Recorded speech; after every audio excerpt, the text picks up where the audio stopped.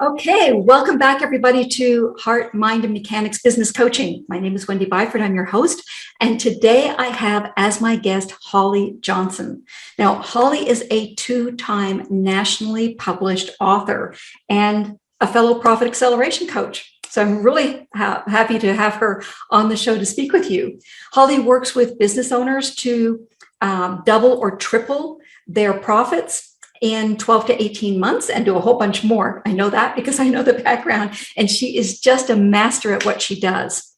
She, in her 30 plus years of business experience, has been a marketing and PR specialist, a copywriter, an author, a speaker, a 27-time marathon runner. Oh my gosh, I can't even imagine that. She is also a running, fit life and business coach. So she's managed to pack all of that into just 30 years. And I know that for some of you, that may sound like a long time. Believe me, it's not. And Holly is also working on her third book. So we'll want to hear more about that. So Holly, welcome to the show. I am so glad to have you here. Well, I'm delighted to be here. Absolutely, Wendy. Thank you for having me. Now, I know that when you got out of school, you did not follow the traditional route of, go to school, get a job in corporate America, climb up the ladder, and maybe before you die, build a life. Right? You did something completely different. You went into government and associations. Tell us about your background. Well, I ended up in Colorado after moving back and forth from New England and Southern California. And I was so happy to be able to make the choice of where I was going instead of where my parents were taking me. And I had fallen in love with skiing. And so skiing was my reason and college was my excuse. And I went to the University of Denver and did a variety of internships as a mass comm major. And my last one was at Colorado Ski Country, which is the trade association for all the ski resorts in Colorado. And 2 weeks into my internship, I said to myself, I can't believe they would pay me for this. This is so much fun. And I went, okay, I think I found my chosen path. And I think that was where the seed was planted that, I better love what I do because I'm going to be spending more time at work than I do anything else, and including sleeping. And I love to sleep. And so I think I just followed my heart path, and I didn't really know. I thought I was going to be a meat reporter, but I really loved living in Colorado, and it was the perfect storm to work in the ski industry and live in a city. Wonderful. So what inspired you to then leave that job?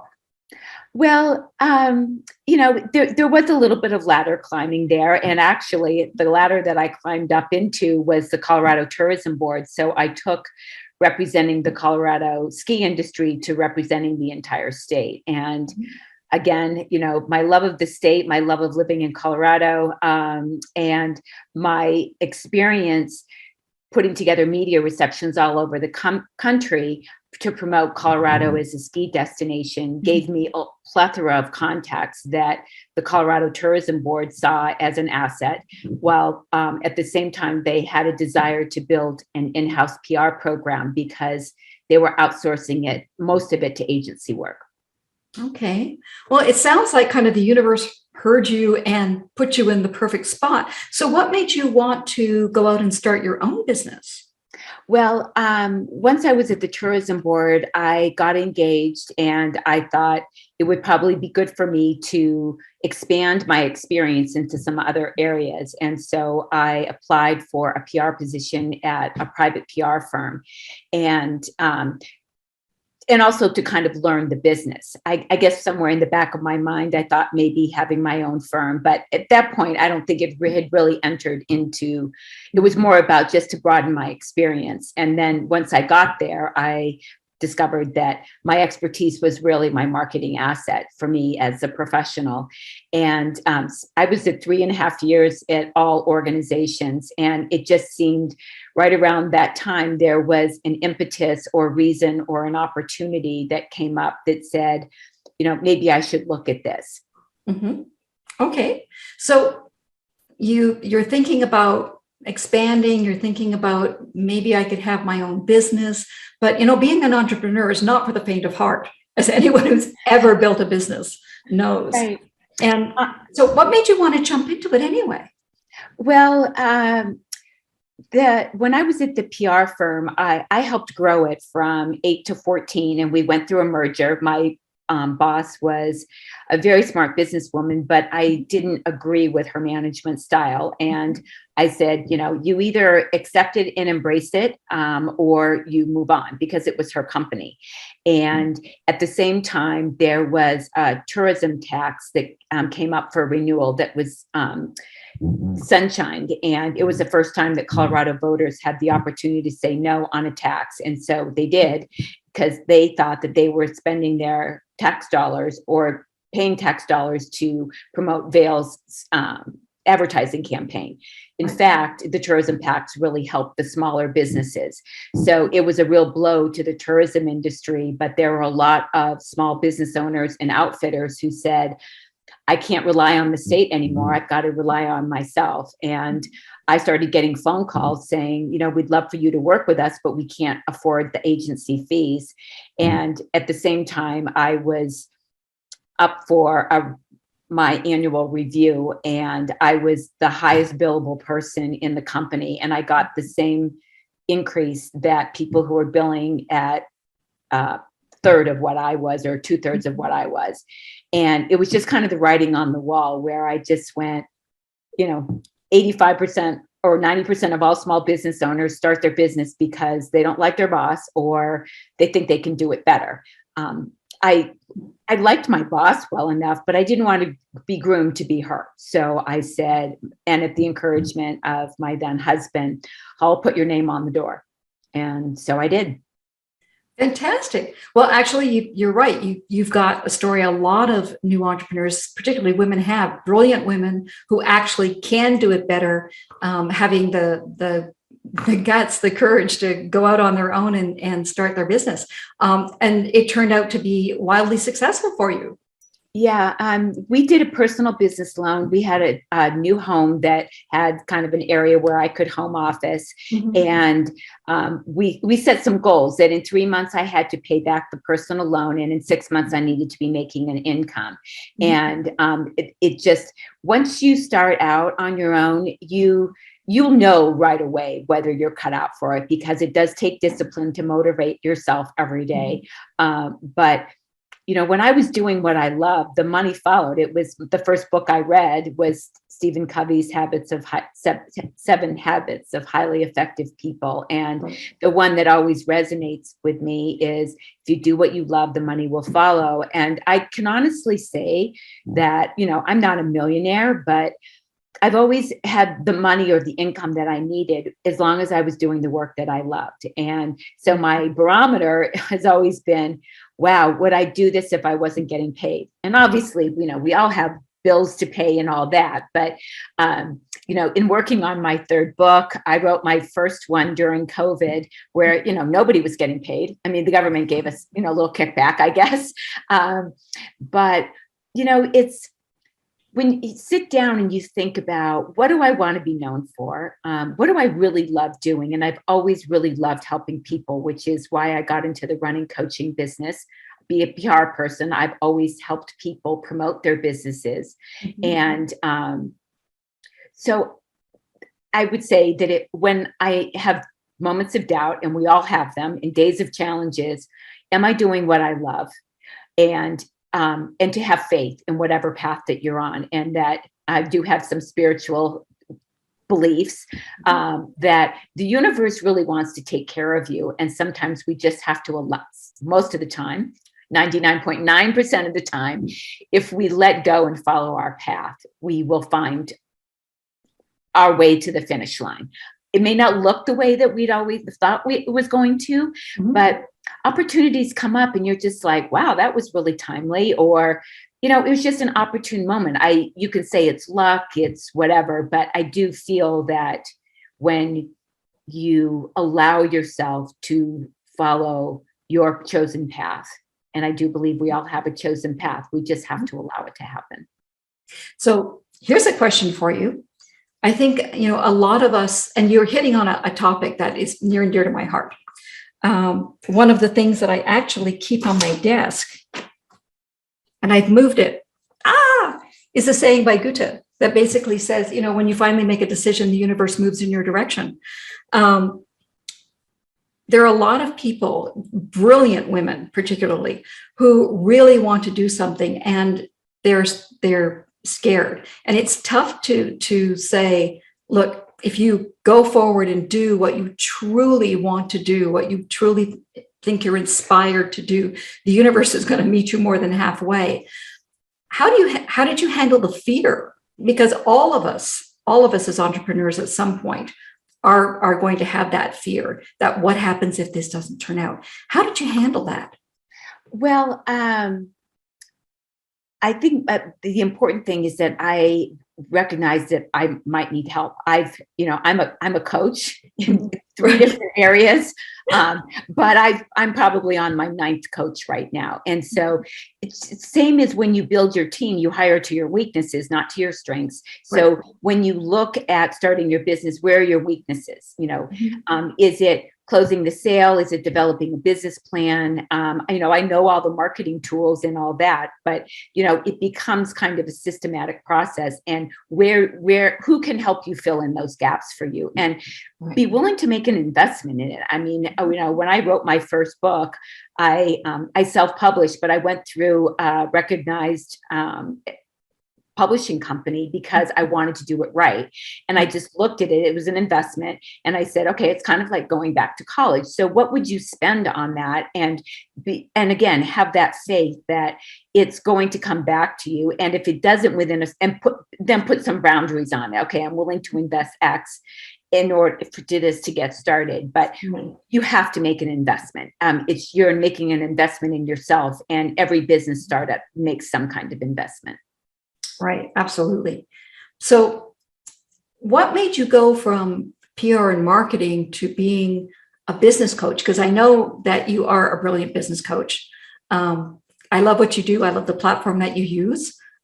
We've chatted many times about business coaching. So what moved you from being in PR and marketing, which seems to be like your spot, over to go into a broader field of business coaching? Well, COVID changed a lot of things for a lot of people. And I actually had kind of my pre-COVID wake-up call when a year prior to COVID, when in 1 week I lost 3 clients. And it wasn't due to any poor work performance on my part. It was a change in leadership. It was a client that needed to go away. It was just unfortunate timing.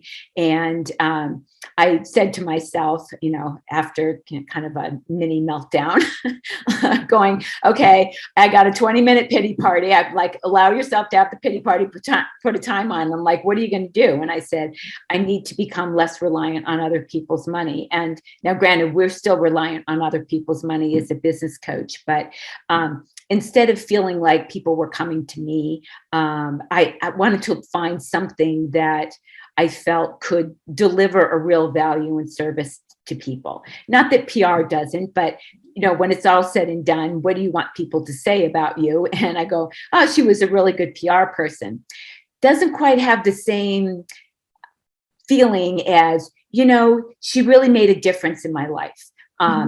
On a more personal level, or for small business owners, particularly after going through COVID, their struggles in running their business, whether it's getting their net profits on a more even and upward keel instead of kind of this roller coaster, and kind of just going along with the impacts of external influences and taking more control of their lives, to even running coaching, where if I could just help people find a way to fit fitness or running into their daily life without having it control their life. And same with business owners. How can I help them better manage their day's time workflow so that they spend most of their energy running their business instead of doing their business? Right. That's actually an important point, because if you spend most of your time in your business rather than working on your business, then you've got yourself a really expensive job. Right. That probably doesn't pay very well. Yeah, usually. You're absolutely right. Yeah. I mean, and the other thing is that, most small business owners don't want to just walk away from their business. Even when I had my second agency, my first agency that grew to 9 staff people when I was at the top of the food chain and hated my job because all I did was put out fires and deal with overhead. I said, when did I really love my job? And it was when I was doing it. So we merged with an agency so that I could get back into client work. And lost my train of thought on it. That's okay. It happens. It happens. So if you were meeting with someone, some brilliant person who wants to start their own business, what's the first piece of advice you would give them? Not to sound self-serving, but hire a coach to help you roadmap your thing. Because one of the things that I have seen and deal with all my clients is just this state of overwhelm. And you do not need to be a one person captain of your own boat. There's sailors and sailorettes for a reason. And to make sure that you're building your business from the ground up and not the top down. And a good coach will help you methodically roadmap, give you a realistic timeline, but work with you so that you're making the decisions. We're just asking the right questions, like what are your priorities? What are your goals? And then to literally put them on a training program. So you can't go to week 2 until you've done week 1. I mean, and that includes, looking at your vision statement, how you're setting your business up, and then what are the priorities going through that. And most importantly now with COVID, which is the theme for my third book, is how do you deal with the labor shortage? And it's a pandemic. And so everybody's operating in fear instead of saying, how can I get ahead of this? And I've done lots of research on how companies and businesses can break through their hiring or staffing barrier by having a really good company culture. And I don't think a lot of small business owners that I've interviewed or know and have come in contact with really spend a lot of time on company culture. No, I think you're absolutely right. I think that for a lot of people, because they are in such overwhelm, that the culture evolves in spite of them, as opposed to because of them. Right. And so it becomes a money-making thing, and then people are told what to do instead of being part of the process. And all the research and that I've seen and read is companies who have a strong company culture. Everybody knows their vision, or if you're a nonprofit, a mission. You don't really need to have both. It's just semantics, but and you hire and fire by it, because if you allow people to work or show up in, at 50% or 75%, the 100%ers are going to go, well, what's going on here? And then it just lowers the ethic and the vibe. And you have to be willing to share. It's like vulnerability is the key to the strength of a relationship. If you're closed off and try to deal with it on your own, guess why we have a 50% or more divorce rate in the country right now? Right. Okay, well, I've really enjoyed speaking with you. Do you have any last thoughts for our audience, Holly? If you are thinking about going into business for yourself, ask yourself, if I could not fail, what would I do? Remove fear and failure from it. Follow your heart. And if you're really passionate about it, there is a way. And then just say, what do I need in order to make this happen for me? And you can do it. It's just like people go, can I run a marathon? And I go, do you want to? And they go, well, I'm not sure. And I said, well, when you decide that you're a 10 and you want to, you can get to the finish line, but you got to be a 10. That's what you and I both talk about that, with our clients on a scale of 1 to 10, how committed are you? And if they're an 8, we're like, well, we only work with 10s, because you can't have that element. Those 2 points of doubt can undermine the whole program, because it is a commitment, and you have to be really disciplined and allow yourself to ebb and flow. Absolutely.